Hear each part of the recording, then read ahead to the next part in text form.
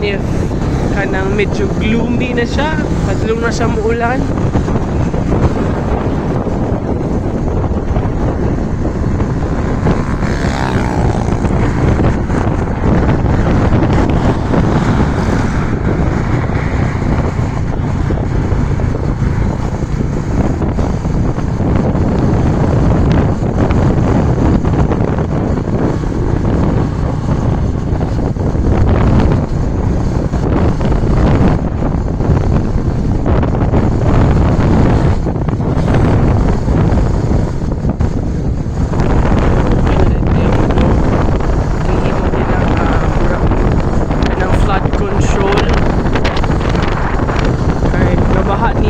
Usually dire ang base camp po kay kusog ang tubig dito sa Maramag River.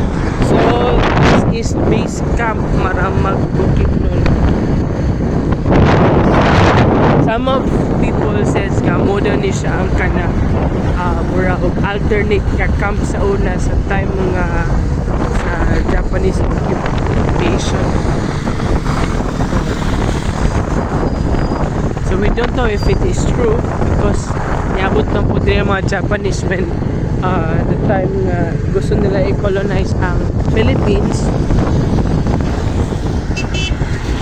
Makita po namo na siya or nato na siya kung mato to sa Maramag Central Elementary School na ay gi-donate dito isip isa ka friendship nga what we call this yung kanang building sa Philippines and between the Japanese na country. So gitrit sila murag siguro to play classrooms.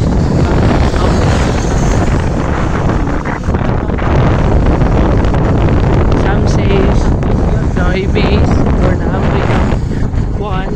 So we don't know. We will read more history books to know more. So diri sa Maramag hayag kayo ang sanasan dito sa padulong ka dito dapita medyo pangit na siya.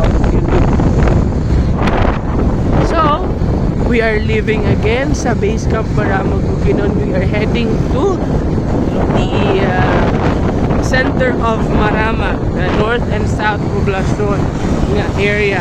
So this is where sa mga infra or mga where economy or nga na-focus o na-center na siya tulong tayo ito indot ang view kung trika o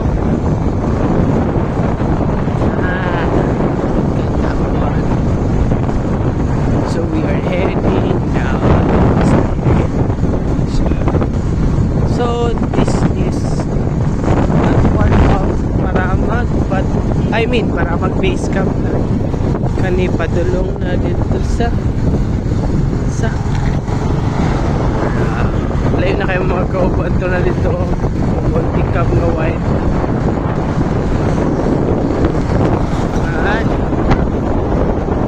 bye guys, we'll update you kung abot na may sa mong destination.